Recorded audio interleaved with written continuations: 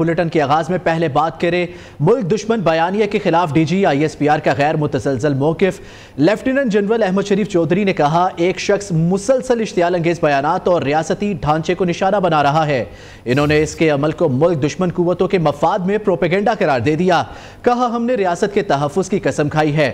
دشمن کے سہولت کار چاہے اندر ہو یا باہر وہ فوج کے راستے میں رکاوٹ نہیں بن سکتے۔ بھارت کے وزیر خارجہ کے اشتعال انگیز بیان پر پاکستان کا سخت رد عمل۔ پاکستان نے بھارتی وزیر خارجہ کا بیان بے بنیاد اور غیر ذمہ دارانہ قرار دے دیا۔ ترجمان طاہر اندرابی کا کہنا ہے مئی 2025 کی جھڑپ نے ہماری افواج کی پیشہ ورانہ مہارت ثابت کی۔ بھارت کا پاکستان کے اداروں کو بدنام کرنے کا رویہ ناقابل قبول قرار۔ بھارت ہندوتوا کے فاشزم پر پردہ ڈالنے کے لیے جھوٹا پروپیگنڈا کر رہا ہے۔ بھارت کی ریاستی دہشت گردی اور خطے کو عدم استحکام کی طرف دھکیلنے پر شدید تشویش۔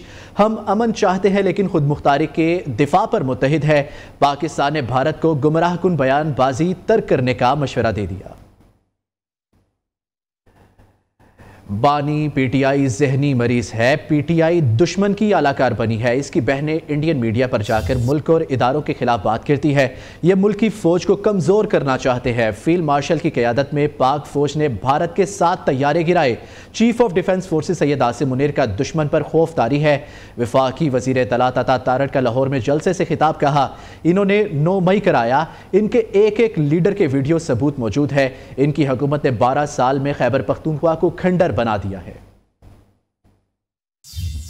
کہتے تھے کہ یہ جو ذہنی مریض ہے جس کا نام عمران احمد نیازی ہے، اس کے دور میں جب بھارت نے حملہ کیا تو اس نے پارلیمنٹ میں کھڑے ہو کے کیا کہا تھا میں کیا کروں میں حملہ کر دوں، میں کیا کروں میں حملہ کر دوں۔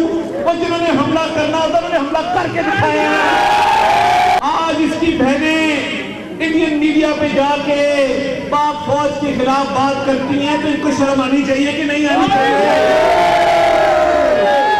یہ لوگ آج ان کے سوشل میڈیا اکاؤنٹ کو فوج اور فوج کے سربراہ اور فوجی قیادت اور جوانوں اور شہداء کے خلاف جنہوں نے پاکستان کے لیے جانیں دی، یہ جب ان کے خلاف بات کرتی ہے اور انڈین میڈیا پہ چلتی ہے، افغانستان کے میڈیا پہ چلتی ہے، تو یہ بات ثابت ہو چکی کہ ان کو پاکستان کا مفاد عزیز نہیں ہے۔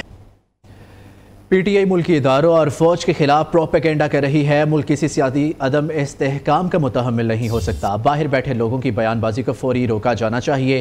سربراہ ایم خالد مقبول صدیقی کا مطالبہ کہا ملک کے خلاف سازشوں سے قوم کو آگاہ کرنا سیاسی قیادت کی ذمہ داری ہے۔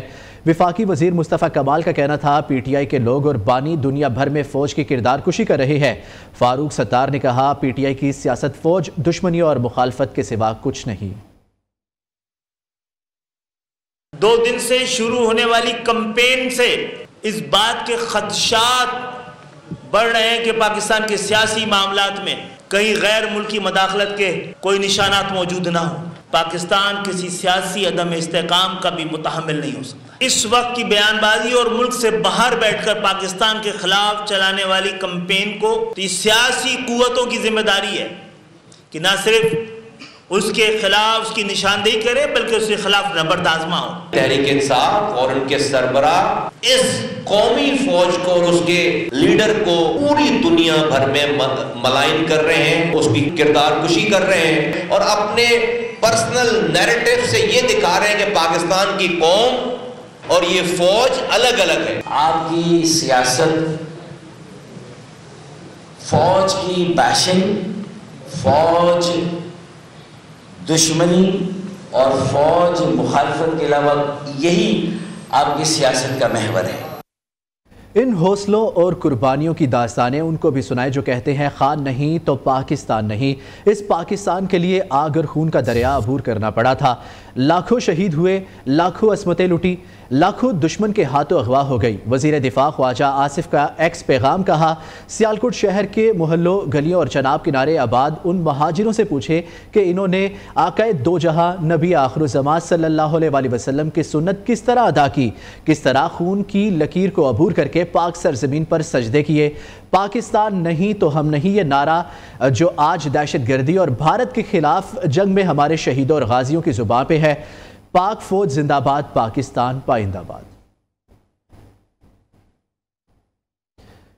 وزیر اعلیٰ پنجاب کا لاہور میں M2 Ravi toll plaza river training works کا دورہ۔ وزیر اعلیٰ کو پروجیکٹ پر تفصیلی بریفنگ دی گئی۔ مریم نواز نے روڈا پیکج 16 ریور ٹریننگ ورکس منصوبے پر پیش رفت کا جائزہ لیا۔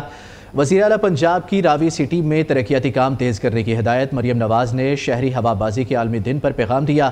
معیشت، سیاحت اور عوامی روابط کے فروغ کے لیے سول ایویشن کا کردار فراموش نہیں کیا جا سکتا۔ پنجاب حکومت جدید ہوائی سفری سہولیات فراہم کرنے کے لیے پرعزم ہے۔ دوسری جانب بلوچستان میں عسکریت پسندوں کا ہتھیار ڈالنا خوش آئند ہے۔ ہتھیار پھینکنے والے بلوچوں کو ویلکم کرتے ہیں۔ بلوچستان کے لوگ سیکیورٹی فورسز کے ساتھ ہیں اور رہیں گے۔ ریاست کو کمزور کرنے والا بیانیہ ترک کرنا ہوگا۔ سیاست سے زیادہ اہم ریاست ہونی چاہیے۔ خود کو مقبول لیڈر کہنے والے کے بیٹے لندن میں ہے۔ وزیر اعلیٰ بلوچستان سرفراز بگٹی کی اہم پریس کانفرنس کہتے ہیں یہ جنگ سیکیورٹی فورسز کی نہیں، ریاست کی ہے۔ فیلڈ مارشل کی قیادت میں 7 گنا بڑے دشمن کو شکست دی۔ بلوچوں کو لا حاصل جنگ میں دھکیلا گیا۔ بلوچستان میں کوئی فوجی آپریشن نہیں ہو رہا۔ سہیل افریدی کو صوبے کے امن اور ترقی پر توجہ دینی چاہیے۔ امریکی اسپیشل انسپیکٹر جنرل برائے تعمیر نو افغانستان کی آڈٹ رپورٹ جاری۔ امریکہ کا چھوڑا ہوا اسلحہ TTP پاکستان مخالف کارروائیوں میں استعمال کر رہا ہے۔ اسلحے سے کالعدم TTP کو پاکستان میں حملے کرنے کی تقویت ملی ہے۔ اسلحے سے TTP کی آپریشنل صلاحیتوں میں اضافہ ہوا ہے۔ امریکی اسپیشل انسپیکٹر جنرل برائے تعمیر نو افغانستان کی آڈٹ رپورٹ جاری۔ رپورٹ کے مطابق حکومت پاکستان نے امریکی ساختہ 63 قسم کا اسلحہ TTP سے ضبط کیا۔ افغانستان میں 20 سالہ مشن استحکام اور جمہوریت لانے میں ناکام رہا۔ افغانستان میں تعمیر نو کے منصوبے میں بڑے پیمانے پر ضیاع اور بدعنوانی سامنے آئی۔ تعمیر نو کے منصوبوں میں کم از کم $26 ارب ضائع ہوئے۔ کراچی میں سندھ کی ثقافت کا دن منایا جا رہا ہے۔ پریس کلب کے باہر بڑا پروگرام ہوا۔ لوگ فنکاروں نے اپنے فن کا مظاہرہ کیا۔ سندھی ترانوں پر منچلوں نے روایتی رقص کر کے محفل کو مزید برجوش بنا دیا۔ نیو نیوز کے نمائندے کامران سہیل کراچی پریس کلب کے باہر موجود ہے۔ مزید احوال ان سے جانتے ہیں، بتائیے گا۔ آج کراچی میں سندھ کی ثقافت کا دن منایا جا رہا ہے اور اس دن کی مناسبت سے شہر کے مختلف علاقوں کے اندر جو ہے وہ پروگرام منعقد کیے جا رہے ہیں۔ اس وقت کراچی پریس کلب کے باہر جو ہے وہ ایک بہت بڑا میوزیکل جو ہے وہ کانسرٹ منعقد کیا جا رہا ہے، جہاں پر سندھی ترانوں پر جو ہے وہ لوگ دیوانہ وار رقص کر رہے ہیں۔ یہاں پر جو لوگ موجود ہیں اس ثقافت کے دن کو منانے کے لیے آئے ہیں، وہ خوشی کا اظہار کر رہے ہیں، بھنگڑے ڈال رہے ہیں، ڈانس کر رہے ہیں، ناچ رہے ہیں۔ جی بہت شکریہ سہیل اپڈیٹ کرنے کے لیے۔ دوسری جانب ملک بھر کی طرح کوئٹہ میں بھی سندھی کلچر ڈے جوش و جذبے کے ساتھ منایا گیا۔ پریس کلب کوئٹہ میں ثقافتی دن کے موقع پر رنگا رنگ تقریب کا انعقاد کیا گیا۔ تقریب کا احوال جانیں گے حماد علی کی رپورٹ میں۔ سندھی کلچر ڈے کی مناسبت سے کوئٹہ پریس کلب میں رنگا رنگ تقریب، شرکا روایتی سندھی موسیقی پر رقص کرتے رہے۔ شرکا کا کہنا تھا ثقافتی دن منانے کا مقصد اپنی ہزاروں سال پرانی ثقافت کو اجاگر کرنا اور امن و بھائی چارے کا پیغام دینا ہے۔ کلچر ڈے جو ہم کئی سالوں سے مناتے آ رہے ہیں اور آگے بھی منائیں گے، بہت ہمیں انجوائے کرتے ہیں۔ کلچر ڈے جو منایا جا رہا ہے وہ نہ صرف پاکستان میں ہے بلکہ دنیا بھر میں رہنے والے سندھی اقوام جو ہے، سندھی قوم جو ہے وہ منا رہی ہے۔ میں گلوکاروں نے شرکا کو اپنے فن سے خوب محظوظ کیا۔ کیمرامین ظفر علی کے ساتھ حماد علی، نیو نیوز کوئٹہ۔ اب تک کے لیے اتنا ہی، دیکھتے رہیے نیو۔